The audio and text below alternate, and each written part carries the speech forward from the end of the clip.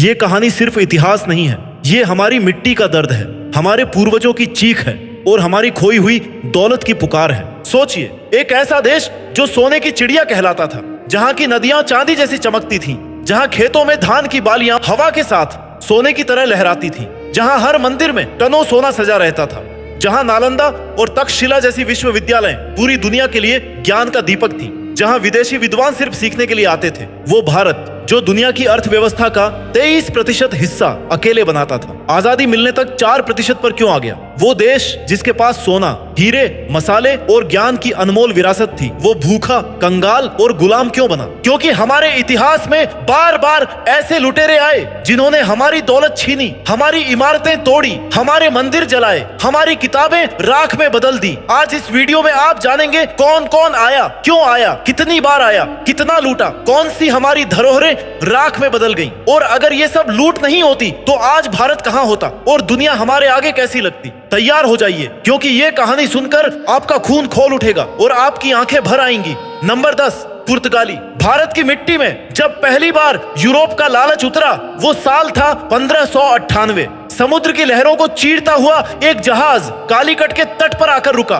उस जहाज से उतरा वास्को डी गामा, पहला पुर्तगाली व्यापारी। लेकिन उसकी आंखों में सिर्फ व्यापार नहीं, सोना और मसालों की भूख थी। उस समय के कालीकट के राजा ने विदेशी व्यापारी को अवसर दिया, क्योंकि उसे लगा कि व्यापार से समृद्धि आएगी। लेकिन यही भरोसा हमारी पहली चूक बन गया। पुर्तगालियों ने पहले तो मसाले और मोती खरीदे, लेकिन जल्द ही उनका असली चेहरा सामने आया। उन्होंने समुद्र पर कब्जा किया, गांव जलाए और गोवा में अपनी सत्ता कायम कर ली। उन्होंने हमारे काली मिर्च, लौंग, दालचीनी और इलायची जैसे मसालों को सोने के दाम पर यूरोप भेजना शुरू किया। इतनी लूट हुई कि आज के समय में इसकी कीमत कम से कम 20,000 करोड़ रुपए बैठती है। पुर्तगालियों ने हमारे तटों पर किले बनाए, स्थानीय व्यापारियों को बर्बाद किया और धीरे धीरे कई छोटे बड़े राजाओं को अपने अधीन कर लिया। 17वीं और 18वीं सदी में मराठों और डच्चों ने उनके जहाज डुबोने शुरू किए। धीरे धीरे पुर्तगालियों की शक्ति कम होती गई और 1961 में गोवा मुक्ति आंदोलन के साथ भारत ने आखिरकार उनकी लूट और कब्जे का अंत कर दिया। पुर्तगालियों की ये कहानी सिर्फ मसालों की नहीं थी, ये हमारी समुद्री ताकत और व्यापारिक स्वतंत्रता के खोने की शुरुआत थी। ये वही पहला जख्म था जिसने हमें आने वाले और भी बड़े तूफानों के लिए कमजोर कर दिया। Number 9, Dutch. पुर्तगालियों के बाद भारत की समृद्धि की खुशबू यूरोप के एक और देश तक पहुंची, नीदरलैंड। 1605 में डच ईस्ट इंडिया कंपनी ने भारत की ओर रुख किया। उनके जहाज बंगाल की नदियों और मलाबार तट की लहरों को चीरते हुए पहुंचे। उनकी आंखों में भी वही लालच था, भारत का सोना नहीं, बल्कि हमारा नील, कपास और मसाले, जो यूरोप में सोने से भी महंगे बिकते थे। उस समय बंगाल दुनिया की सबसे अमीर प्रांतों में से एक था। यहाँ की नदियां सोने सी चमकती थीं और खेतों में उगता नीला रंग, नील, पूरे यूरोप की शान बन चुका था। डच व्यापारी शुरू में दोस्त बनकर आए, राजाओं से व्यापार की इजाजत ली, लेकिन जल्द ही उन्होंने अपने असली इरादे दिखाए। उन्होंने मलाबार तट पर किले बनाए, स्थानीय व्यापारियों के जहाज डुबो दिए और मसाले, रेशम, नील और चावल का हजारों टन माल यूरोप भेजना शुरू कर दिया। इस लूट की कीमत आज के समय में करीब 30,000 करोड़ रुपए आंकी जाती है। डचों ने केवल लूटा ही नहीं, बल्कि स्थानीय व्यापार को बर्बाद कर दिया। गांव गरीब हो गए, बंदरगाह सुनसान हो गए। बंगाल और दक्षिण भारत की समृद्धि धीरे धीरे लुप्त होने लगी। लेकिन 17वीं सदी के आखिर तक मराठों की समुद्री ताकत और अंग्रेजों के बढ़ते प्रभाव ने डचों को भारत में कमजोर कर दिया। 1825 तक डच भारत से लगभग पूरी तरह मिट गए। ये कहानी हमें सिखाती है कि हर बार जब हमने अपनी समुद्री ताकत खोई, विदेशी व्यापारी बनकर आए और हमारे भविष्य को चुरा कर ले गए। नंबर 8, फ्रांसीसी। पुर्तगाल और डच के बाद भारत की समृद्धि की खुशबू यूरोप के एक और देश तक पहुंची, फ्रांस। 1664 में फ्रांसीसी ईस्ट इंडिया कंपनी भारत आई। उनके जहाज समुद्र चीरते हुए कोरोमंडल तट और बंगाल की ओर बढ़े। उनकी आंखों में वही पुराना लालच था, भारत का रेशम, मसाले, नील और चावल। उन्होंने पहले व्यापारी बनकर विश्वास जीता। पौंडीचेरी, चंदन नगर, करैकल, माहे और यानम जैसे बंदरगाहों पर फ्रांसीसी झंडा लहराने लगा। स्थानीय राजाओं से समझौते कर उन्होंने अपने किले और गोदाम बनाए। धीरे धीरे उन्होंने बंगाल और दक्षिण भारत के व्यापार पर कब्जा कर लिया। हमारा रेशम और कपास यूरोप में सोने के भाव बिकने लगा और भारत की असली दौलत धीरे धीरे समुद्र पार चली गई। उनकी लूट की आज की कीमत कम से कम 40,000 करोड़ रुपए आंकी जाती है। लेकिन ये सिर्फ दौलत की चोरी नहीं थी, उन्होंने स्थानीय कारीगरों और व्यापारियों को गरीबी में धकेल दिया। जो बंदरगाह कभी जहाजों से भरे रहते थे वो सूने पड़ गए। 18वीं सदी के मध्य में फ्रांसीसी और अंग्रेज आमने सामने आए। प्लासी और वांडीवास जैसी लड़ाइयों में अंग्रेजों ने उन्हें हराया। 1763 तक फ्रांसीसी भारत की शक्ति लगभग समाप्त हो गई और वे सिर्फ कुछ छोटे इलाकों तक सिमट गए। ये कहानी सिर्फ लूट की नहीं बल्कि इस बात की गवाही है कि विदेशी व्यापारी जब हमारे तटों पर आए तो हमने उन्हें मौका दिया और धीरे धीरे अपनी ताकत खोते गए। नंबर 7, महमूद गजनवी और मोहम्मद गौरी। 11वीं सदी भारत ही सोने की चिड़िया था। हर मंदिर में टनों सोना, हीरे और जवाहरात चमकते थे। राजाओं के महल समृद्धि से भरे थे। यही चमक दूर अफगानिस्तान तक पहुंची और एक लुटेरे की नजर हमारी धरती पर पड़ी। महमूद गजनवी सन 1000 से 1025 तक वो भारत पर 17 बार हमला करता रहा। हर बार वह तलवार के साथ आया, खून की नदियां बहाईं और सोना चांदी का पहाड़ लूट कर ले गया। सबसे दर्दनाक लूट थी सोमनाथ मंदिर की। गुजरात के तट पर स्थित यह मंदिर सोने की परतों और रत्न जटित द्वारों से सजा था। गजनवी ने इसे तोड़ा, मूर्ति को तोड़ा और सोना ऊंटों और हाथियों पर लाद कर गजनी पहुंचा दिया। इतिहासकार मानते हैं कि उस समय उसने जो लूटा उसकी आज की कीमत कम से कम 5 लाख करोड़ रुपए होगी। फिर आया मोहम्मद गौरी। 12वीं सदी के अंत में उसने तराइन की लड़ाई जीती और दिल्ली पर कब्जा कर लिया। उसने न सिर्फ खजाना लूटा बल्कि भारत की आजादी की नींव भी हिला दी। गौरी की जीत के बाद भारत में गुलाम वंश और दिल्ली सल्तनत की शुरुआत हुई। महमूद और गौरी का दौर सिर्फ लूट का नहीं था, ये भारत के आत्मविश्वास को तोड़ने का पहला बड़ा प्रयास था। सोमनाथ जैसे मंदिरों की राख और लाखों निर्दोष लोगों का खून आज भी हमारे इतिहास में गवाही देता है कि लालच के लिए उन्होंने हमारी धरती को कैसे रुलाया। नंबर 6 है दिल्ली सल्तनत। 12वीं सदी के अंत तक भारत के दिल्ली पर परायों का साया गहरा गया था। तराइन की लड़ाई में मोहम्मद गौरी की जीत ने भारत की आजादी की जड़ों को हिला दिया। उसके बाद शुरू हुआ दिल्ली सल्तनत का युग जो चला करीब 300 साल, सन 1206 से 1526 तक। ये दौर भारत के लिए लूट, खून और अपमान का समय था। गुलाम वंश, खिलजी, तुगलक, सैयद और लोदी, इन सभी शासकों का मकसद था भारत की दौलत पर कब्जा करना। इनके शासन में जजिया कर लगाया गया, जिसका मतलब था कि हमारी ही धरती पर रहने वाले हिंदुओं को अपने मंदिर और धर्म बचाने के लिए अपमान का कर देना पड़ता था। जो कर नहीं दे पाता उसके गांव जला दिए जाते, उसके मंदिर तोड़ दिए जाते। दिल्ली सल्तनत के दौरान हजारों मंदिर ध्वस्त हुए। सोना, चांदी और हीरे अरब और तुर्किस्तान भेजे गए। बंगाल से लेकर गुजरात तक हमारी संपत्ति लुटती रही। इतिहासकारों का मानना है कि इस लूट की कीमत आज के समय में कम से कम 10 लाख करोड़ रुपए होती। लेकिन हर लूट का एक अंत होता है। 1526 में पानीपत की पहली लड़ाई ने दिल्ली सल्तनत की कमर तोड़ दी। बाबर आया और सल्तनत का सूर्य अस्त हो गया, पर जो घाव वो 300 साल छोड़ गए, गरीबी, टूटे मंदिर और डरी हुई जनता, वो भारत के दिल में हमेशा के लिए दर्ज हो गए। दिल्ली सल्तनत हमें ये याद दिलाती है कि जब हम एकजुट नहीं रहते तो हमारी राजधानी और हमारी पहचान दूसरों के पैरों तले रौंदी जाती है। नंबर 5 मुगल। 1526 पानीपत की पहली लड़ाई में बाबर की तोपों की गड़गड़ाहट ने दिल्ली सल्तनत के ताज को छीन लिया और भारत में शुरू हुआ मुगल साम्राज्य। करीब 300 साल तक भारत की किस्मत विदेशी हाथों में रही। मुगलों ने भारत में महलों, किलों और बागों का निर्माण किया। ताजमहल, लाल किला और फतेहपुर सीकरी आज भी उस समय की गवाही देते हैं। लेकिन इस चमक के पीछे भारत की असली हकीकत छिपी थी। हमारी दौलत दरबारों और युद्धों में बहा दी गई। मुगलों ने सोना, चांदी और हीरे बाहर नहीं भेजे जैसे गजनवी या नादिर शाह ने, लेकिन उन्होंने करों और लगान के जरिए भारत की जनता को कंगाल बना दिया। किसानों पर अत्याचार, जबरदस्ती वसूली और अत्यधिक कर व्यवस्था ने गांवों की हालत बद से बदतर कर दी।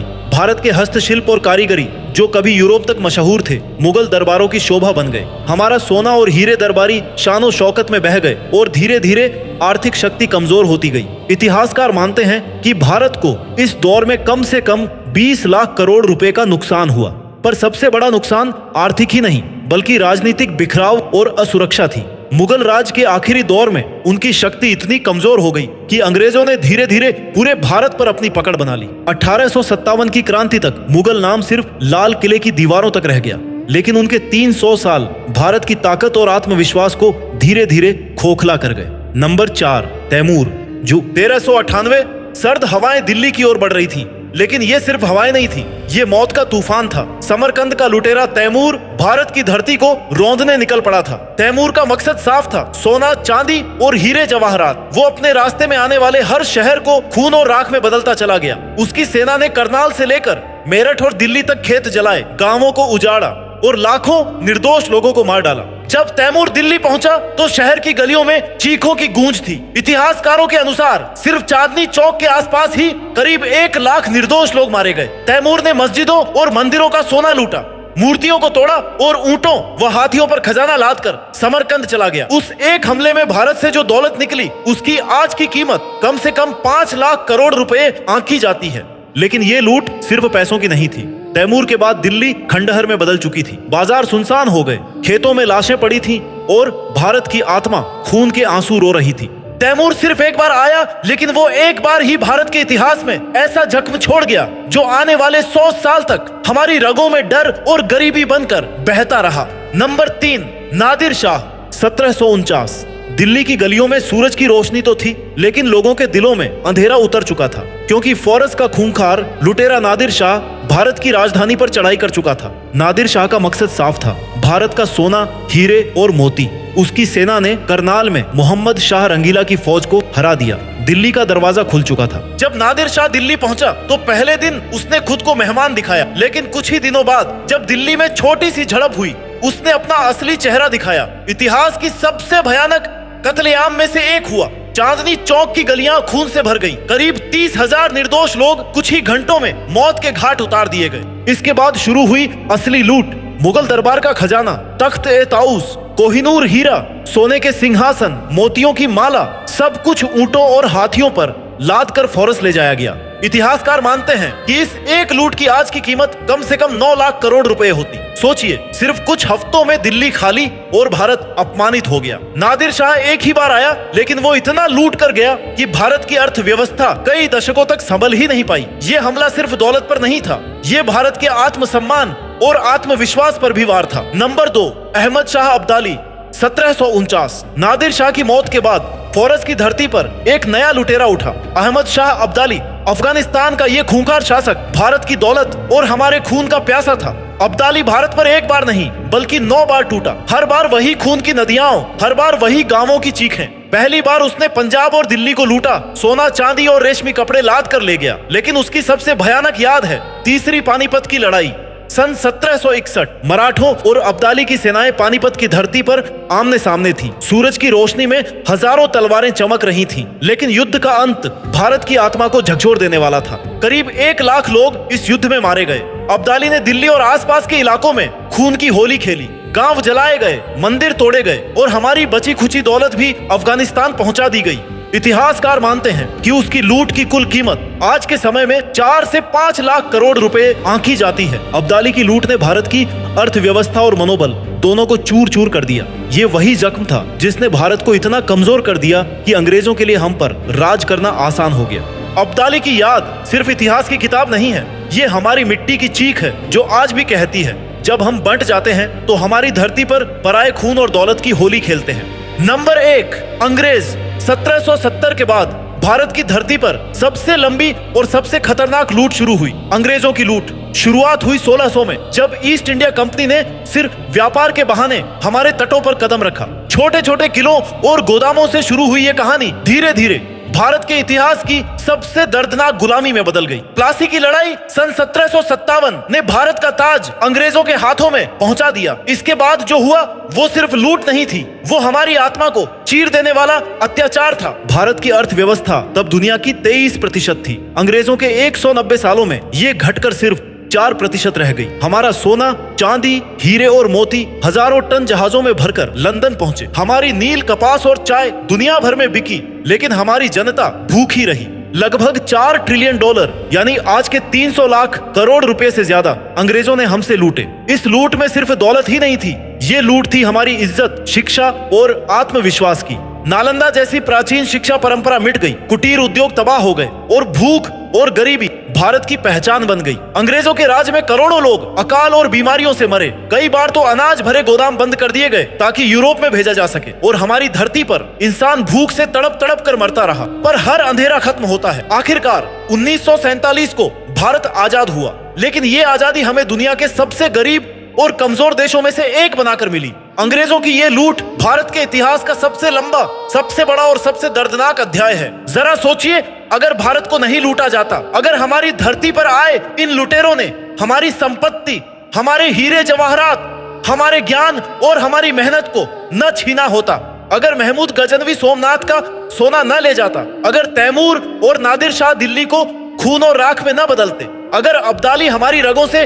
ताकत न निचोड़ता और अगर अंग्रेज हमारे 4 ट्रिलियन डॉलर न लूटते, तो आज भारत कहां होता? आज हमारी जीडीपी दुनिया की सबसे बड़ी अर्थव्यवस्था होती। आज के अमेरिका और चीन मिलकर भी हमारी बराबरी नहीं कर पाते। हमारे पास दुनिया का सबसे बड़ा सोने का भंडार, सबसे ताकतवर उद्योग और सबसे शिक्षित जनसंख्या होती। हमारी नालंदा और तक्षशिला जैसी विश्वविद्यालय दुनिया के हर कोने से छात्रों को आकर्षित कर रही होती। हमारे कुटीर उद्योग और हस्तशिल्प दुनिया का नेतृत्व कर रहे होते। हमारे गांव सोने के खेतों से लहलहा रहे होते और हमारी धरती कभी भूख और गरीबी का नाम तक न सुनती। हमारे वैज्ञानिक, व्यापारी और योद्धा दुनिया की दिशा तय कर रहे होते। हमारे पास सबसे ताकतवर नौसेना और सेना होती। भारत सिर्फ एशिया का नहीं, पूरी दुनिया का नेतृत्व करता। लेकिन इतिहास बदला नहीं जा सकता। जो बीत गया वो बीत गया।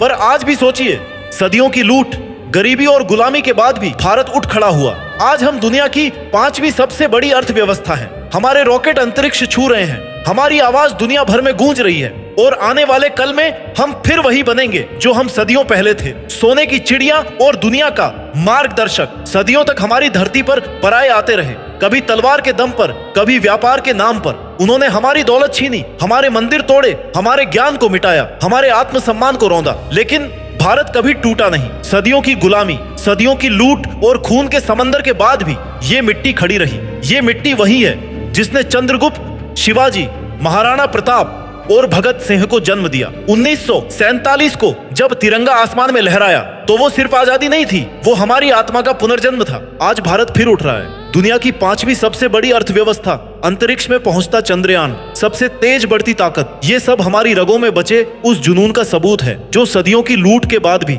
बुझा नहीं। और अब बारी है हमारी युवा पीढ़ी की। हमें वो भारत वापस लाना है जो सोने की चिड़िया था, जो दुनिया को राह दिखाता था। हमें मेहनत करनी है, ज्ञान अर्जित करना है और अपनी ताकत इतनी बढ़ानी है कि कोई दुश्मन कभी हमारी ओर आंख उठाकर न देख सके। याद रखिए, इतिहास हमें यह सिखाता है कि चाहे लूट कितनी भी बड़ी क्यों ना हो, भारत फिर उठता है। और इस बार हम सिर्फ उठेंगे ही नहीं, हम दुनिया का नेतृत्व करेंगे, क्योंकि ये हमारी मिट्टी है, ये हमारा गर्व है और ये भारत कभी हार नहीं मानता। जय हिंद,